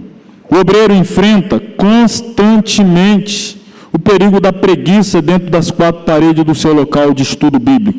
Todavia, nenhum ministro será capaz de atender plenamente às demandas de um púlpito se não estuda de forma disciplinada, constante e séria. Assim, todo obreiro deveria consagrar uma parte específica de cada dia para dedicar-se severa e sistematicamente ao estudo privativo das Escrituras Sagradas. Pois se a mensagem tem um pequeno custo para o pregador, terá um pequeno valor para a congregação, para a igreja. Não há dúvidas de que a maioria dos sermões pregados nos púlpitos hoje em dia é rala, como uma sopa feita dos mesmos ossos durante o ano inteiro. Muitos pregadores usam clichês, frase de efeito, sem sentido nenhum, vazio. A mensagem de muitos púlpitos é banal, comum. Muitos pregadores estão cansados da própria maneira de pregar, visto que eles mesmos não têm fôlego, nem entusiasmo, nem zelo, nem expectativa. Nossa pregação precisa alcançar constantemente nova profundidade, em graça, em verdade, nova altitude de frescor em conteúdo. Sem essa firme e constante apresentação do ensino da Santa Palavra de Deus, nosso povo cairá em toda sorte de erro, em muitas conhecidas heresias, e se tornará presa fácil de qualquer demagogia eclesiástica que flutue no mercado religioso. Então, a realidade é essa. A realidade é que vivemos em um tempo de pregação pobre, aguada e muito mal preparada. O obreiro, como pregador, não pode viver se alimentando de leite magro durante a semana e pregar puro creme no domingo. Infelizmente, a tendência contemporânea está inclinada a remover a centralidade da palavra de Deus em favor da liturgia. Irmão, não precisa ter nenhum QI de Einstein, não precisa ser nenhum gênio para perceber a razão pela qual, em muitas igrejas, o próprio pastor lá, o líder daquele povo, ele mesmo faz questão de substituir o momento da palavra. Hoje não vai ter palavra não, hoje a gente vai ter uma ministração diferente. Meu Deus, diferente o quê? Com vocês, a nossa equipe de dança. Aí lá vai a equipe de dança. Nossa, vocês sentiram aí que profunda essa dança? Como Deus falou com a gente através da dança dessas meninas? Aí já dá a bênção apostólica e encerrou. Outros é musical, outros é teatro. Por que que esses pastores, eles mesmos, fazem isso? Eles mesmos boicotam o próprio púlpito, eles mesmos suprimem o tempo da palavra, porque eles mesmos não querem se dedicar, irmão. Eles mesmos não querem pagar preço, eles mesmos não querem orar, não querem estudar, não querem ler a Bíblia. Então eles mesmos vão fazendo essa substituição. Aí você vê em muito lugar aí, não tem mais pregação, é uma palavra de 20 minutos, uma palavrinha mesmo de 20 minutos ali, uma reflexão rápida, só para Para você passar a sua semana meio tapeada, olha, mas essa semana vai ser uma semana de bênção, de vitória, porque, como diz lá, fazer igual aquele pregador, como diz João 23, e o Evangelho termina no 21, e ele diz, João 23 já diz, o Senhor é meu pastor e nada me faltará. Vocês já viram esse vídeo? Já viram esse? Quem já viu? Levanta a mão. O pastor lá que citou, João 23, aí eu não preciso nem abrir a Bíblia, você está de cabeça, o Senhor é meu pastor e nada me faltará. Esses aí, os pregadores. Por quê que eles estão substituindo o momento da palavra? Porque eles não querem dedicar, eles não querem pagar o preço, querem ficar enrolando o povo, e o povo, por sua vez, se deixa ser enganado em muitos lugares. O culto está sendo transformado em festival musical, em que o som, as cores tomam o lugar do púlpito, os cantores tomam o lugar do pregador, a atuação, o lugar da unção. A falta de atenção à pregação da palavra é um sinal da superficialidade da religião em nossos dias. Sermonetes geram cristianetes. Um cristianismo de sermão pequeno é um cristianismo de pouca fibra. Enquanto os ministros fracassarem na dedicação extenuante ao estudo da palavra e na sua exposição carregada de unção, continuaremos sentindo os efeitos degradantes deste cristianismo barato. Como devemos orar para que os obreiros sejam homens que estudem, vivam e preguem com autoridade a santa e poderosa palavra de Deus. Precisamos orar para que Deus nos abençoe com homens assim, dedicados, comprometidos, esforçados, senão a gente vai continuar aí sofrendo bastante, estando em maus lençóis, em apuros. Se a pessoa for levar a sério mesmo, vai continuar tendo frio na barriga antes de pregar, vai continuar correndo para o banheiro antes da hora da palavra. Se a pessoa quiser se levar a sério mesmo, ao invés de virar mais um profissional de púlpito, por isso que eu até disse aí na minha última pregação aqui na igreja, eu disse, eu gostaria que todos tivessem a experiência de um dia pregar num congresso, para você saber o que é o dia do pregador naquele dia. Os tanto de suor frio, corre no banheiro, bebe água, deita, levanta, ajoelha, lê a Bíblia, fecha a Bíblia, lê o livro. Meu Deus, meu Deus. Os pregadores estão tudo balançando a cabeça e falando assim, é por aí mesmo. Meu Jesus amado, e vai, e vem, e vai, e volta. Vamos falar do próximo capítulo. Antes, mais uma vez, Leonardo Ravenhill. Se Jesus tivesse pregado a mesma mensagem que os ministros pregam hoje, ele nunca teria sido crucificado. Você acha que se pregasse esse sermão que a turma anda pregando por aí afora, iriam matar Jesus? Ao preparar um sermão, todo pregador precisa da devoção para meditar em oração e comunhão com Deus, a fim de receber a sua palavra. Assim o canal divino fluirá sobre a mente do pregador, fornecendo-lhe pensamentos ricos e inspirados. O cultivo espiritual deve ocupar o primeiro lugar na vida do pregador. A pobreza espiritual de muitas pregações resulta da falta desse cultivo espiritual. Meditar, estudar e orar com devoção produz poderosas mensagens. Então, a verdade na vida de muitas igrejas, até de muitos obreiros, é essa aqui, Deus não está em silêncio, é a sua Bíblia que anda muito fechada. Parece que Deus não está mais falando, né? Deus não está falando? Você não está abrindo a Bíblia, não? Não, mas eu queria ouvir Deus falar em voz audível. É só ler a Bíblia em voz alta aí. Eu queria ouvir, pega e lê para você ouvir, Deus está falando. Não, mas eu queria, fala que você não quer a palavra de Deus ali inspirada, inerrante, infalível.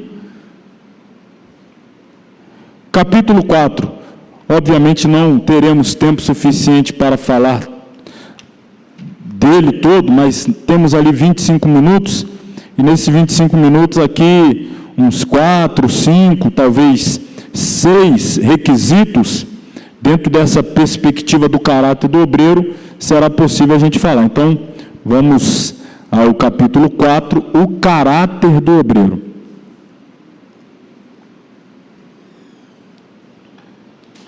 Falei bastante que mais importante do que erudição é unção, é caráter, é vida, mais do que palavra, do que discurso.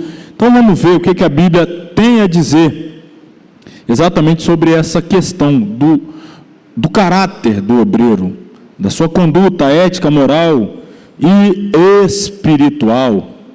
O caráter do obreiro é questão de suma importância, porque afeta a vida do obreiro, tanto para o bem como para o mal.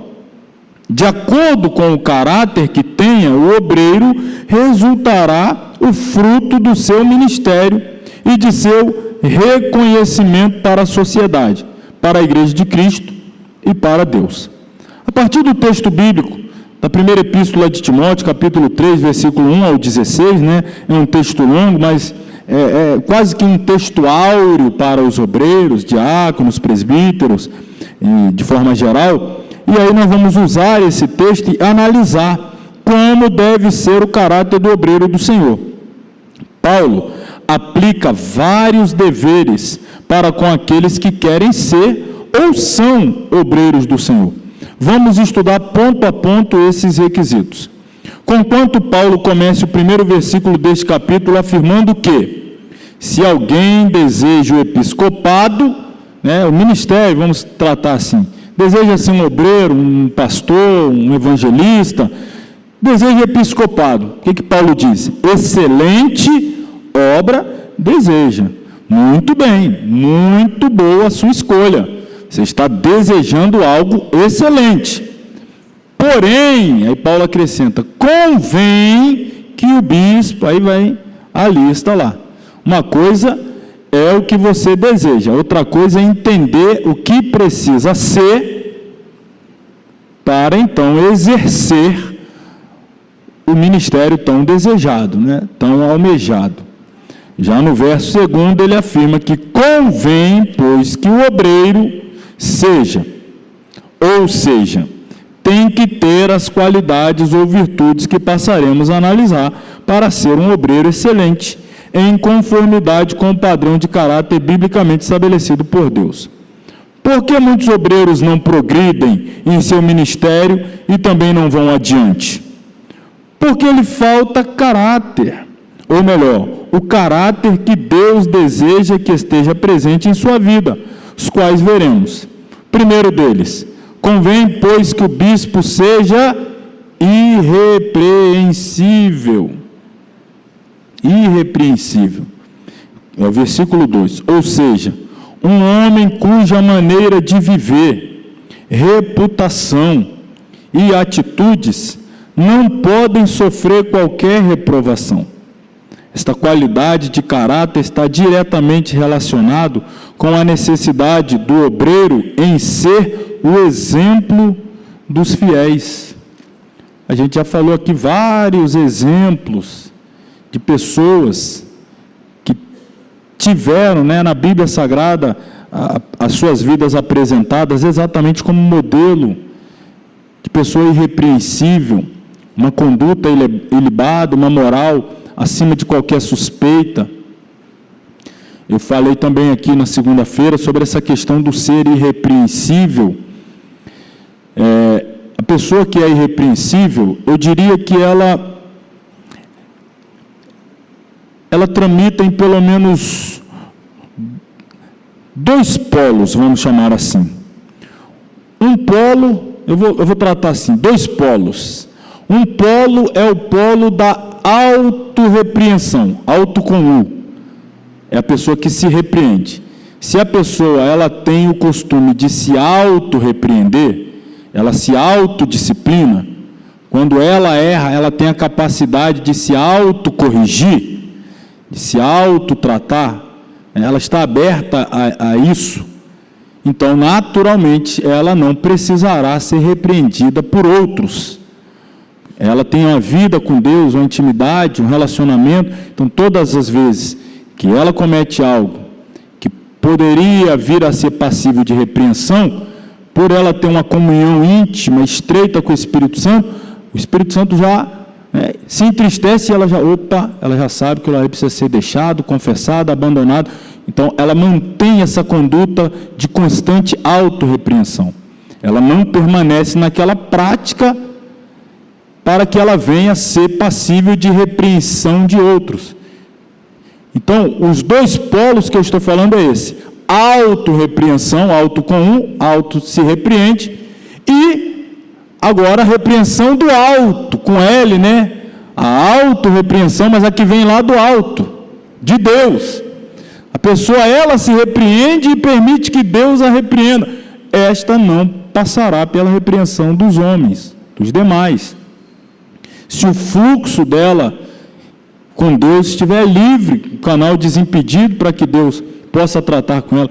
Sempre, irmão, via de regra, esses são os meios que Deus se utiliza. Deus sempre fala com a pessoa direto no seu coração. O Espírito Santo já vai lá e a pessoa já sente, o Espírito Santo entristeceu. Ela já sabe que ela cometeu algo que não está legal. E ela precisa consertar aquilo. O canal dela está livre, está desimpedido com o céu. Se ela insiste, ela endurece, ela, como diz assim, ela entulha esse canal. Ela vai fechando esse canal. Ela vai endurecendo o coração. A cada vez que Deus quer comunicar, o Espírito Santo quer mostrar ali, através da sua sensibilidade, a insatisfação com aquele ato, com aquela palavra, com aquele pensamento. Mas ela vai entulhando esse canal, e aí com isso ela entra na cauterização da consciência. Se a consciência está cauterizada, então Deus não consegue mais, não porque Deus não pode, não tem a capacidade, a pessoa está fechando o canal de comunicação direta com Deus. Aí Deus vai usar então um canal externo, um terceiro. Deus vai levantar um profeta para falar com essa pessoa. Assim diz o Senhor: conserta a tua vida, abandona esse pecado e te converte, etc. Porque ela fechou o canal direto com Deus, Deus vai usar outro. Se essa pessoa fechar o canal também de uma repreensão vinda de fora, aí, irmão, ela vai entrar num dos piores caminhos que alguém pode entrar. É quando Deus decide parar de repreender essa pessoa e deixar ela viver da maneira dela e colher as consequências dos seus atos. Enquanto Deus está repreendendo, está bom. Se Deus usar alguém para repreender, ainda há esperança. Se Deus largar de mão, aí o negócio fica sério. Então aqui está o irrepreensível. Segundo, convém, pois, que o bispo seja marido de uma mulher. O obreiro tem de prestar à sua esposa o devido respeito em todos os sentidos, dentro e fora do lar. A obra do Senhor tem sofrido muito por causa de muitos obreiros que não sabem lidar com o sexo oposto. Que Deus conceda fidelidade matrimonial a todos que desejam o ministério. Quando digo Deus conceda, não significa que Deus permite-nos pecarmos, mas que Ele nos ajude e nos fortaleça para não darmos lugar ao diabo e à carne. Quando a Bíblia diz marido, está associado a tratar a mulher com respeito e amor como vaso mais frágil, e não como carrasco, bruto e autoritário dentro ou fora do lar, dos lares em geral. Devemos ser maridos e obreiros segundo o modelo que a Bíblia diz e ordena a todos nós. Então, o obreiro deve ser, antes de tudo, um exemplo de esposo. Para ele cuidar da noiva, que logo será a esposa de Cristo, ele tem que ser alguém que cuida bem da dele, para cuidar da igreja de Deus.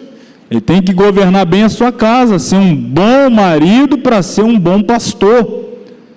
Se ele trata mal a esposa, você acha que vai tratar bem a igreja? Se ele destrata a que é dele, você acha que ele vai ter bom trato com a que é de Jesus? Então isso é muito sério.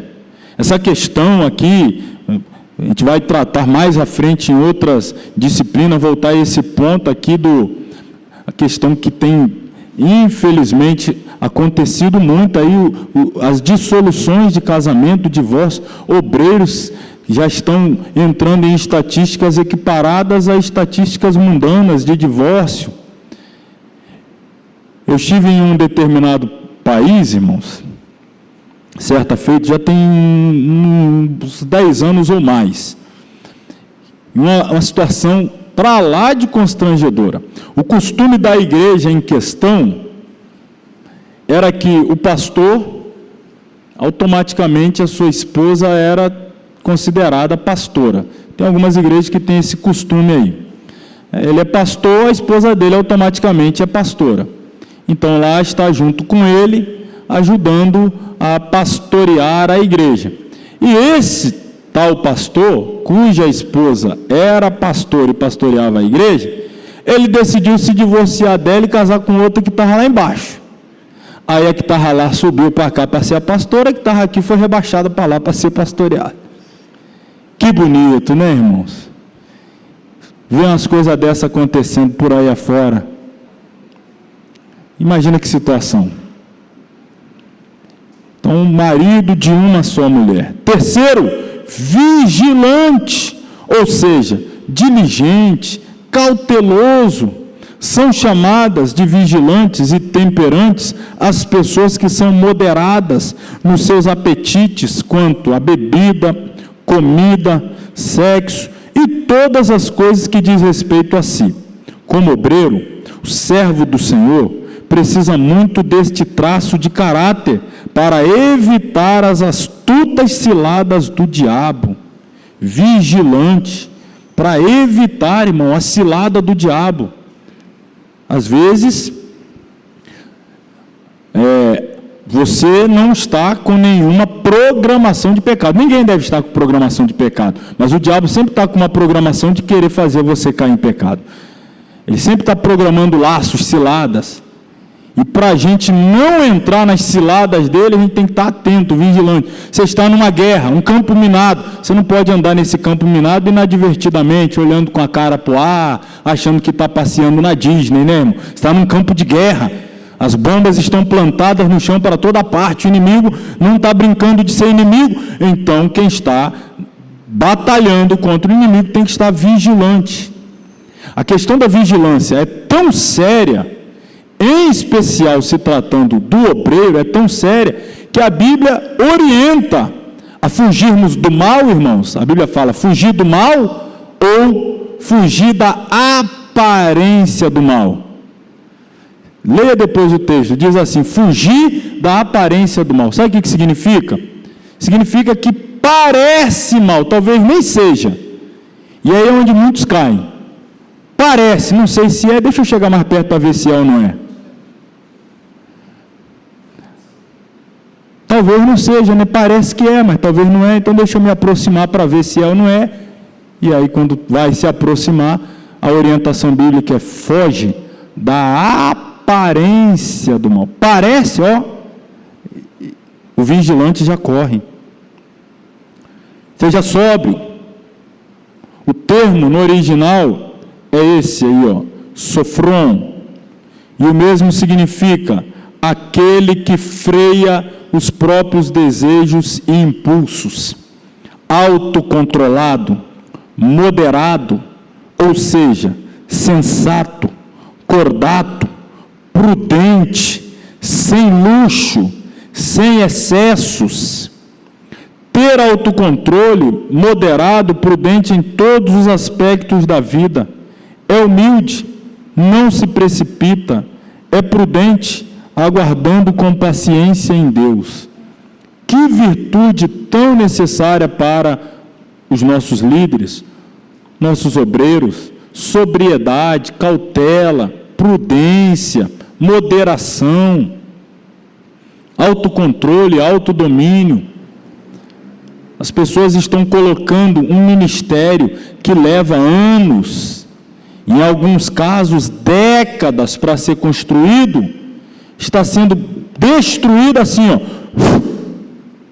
por uma falta de sobriedade, de autocontrole, de prudência. Foram 10, 20, 30 anos para consolidar um ministério, e um ato de imprudência, um ato de falta de vigilância, colocou tudo abaixo. E aí, em alguns casos, Deus tem grande misericórdia e até permite que haja uma restauração, uma reconstrução, porém, a duras penas. A duras penas. Se a pessoa teve um trabalho árduo para construir, ela pode ter certeza que o trabalho será duplicado, triplicado para reconstruir. Quinto, honesto. Vamos falar mais aqui o quinto e o sexto e a gente encerra. O quinto é honesto. Convém ao obreiro ser honesto em tudo, tanto no sentido interior como no exterior, em todos os aspectos de sua vida. O obreiro que não for honesto, logo perderá a autoridade e convicção do seu ministério para com todos. Portanto, convém ao obreiro guardar esta virtude em sua vida, pois muitos darão valores especiais ao seu ministério. Então, a pessoa honesta sempre será bem considerada, terá autoestima do povo em relação a ele e ao seu ministério. Finalmente, para encerrarmos a aula dessa noite, convém ser hospitaleiro. A hospitalidade é uma das estacas do ministério do obreiro, pois hospitalidade significa que acolhe com satisfação. O obreiro tem que ser hospitaleiro com todos aqueles que vêm até ele, e em todos os aspectos da sua vida para com o próximo deve ser hospitaleiro. Quantos obreiros são incomunicáveis, intocáveis, inacessíveis? Não dão acesso a ninguém. Já existe uma classe de obreiros que se julgam tão estrelas que já contrataram seus próprios seguranças particulares, no afã de evitarem a proximidade das ovelhas. Que coisa, hein? Ele é pastor, mas já vem com a placa em torno dele para que as ovelhas leiam. A placa é: mantenha a distância.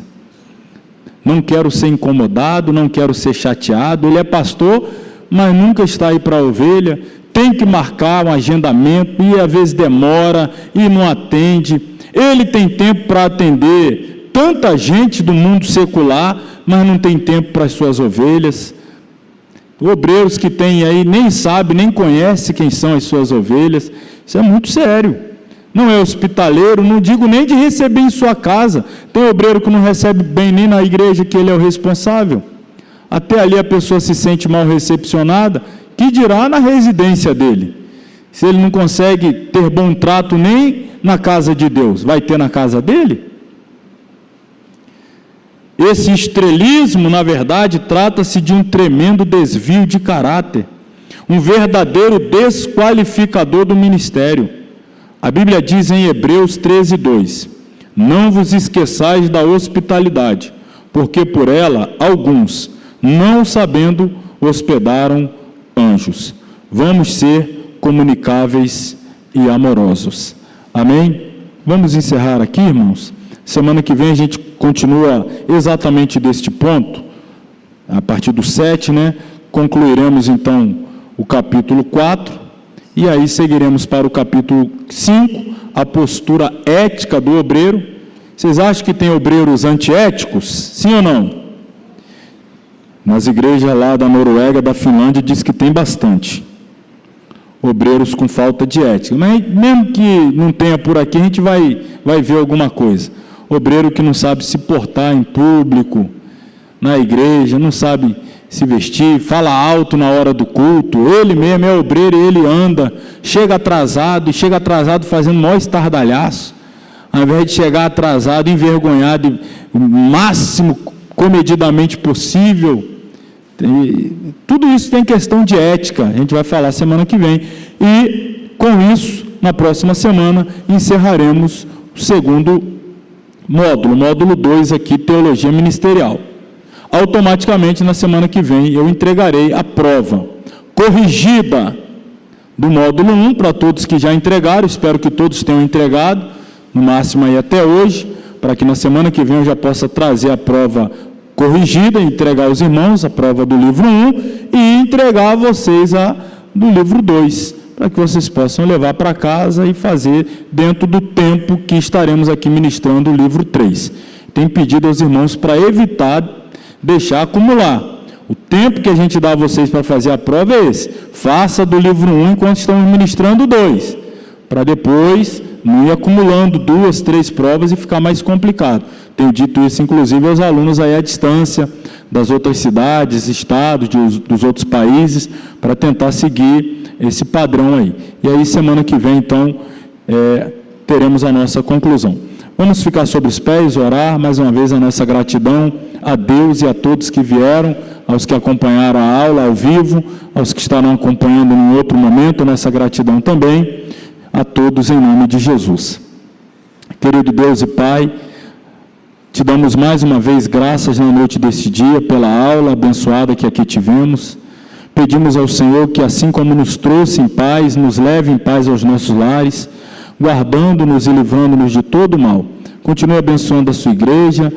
Ó Deus, não permita que o fogo, a chama devocional se apague em nossos corações, o desejo de buscar conhecer mais ao Senhor e a Tua Palavra não venha diminuir, mas que nós prossigamos, ó Pai, convictos e determinados a estudar, a aprender mais de Ti, a orar, a consagrar a vida para melhor Te servir e ser um obreiro que dá bom testemunho de Ti diante dos homens. É a nossa oração em nome de Jesus.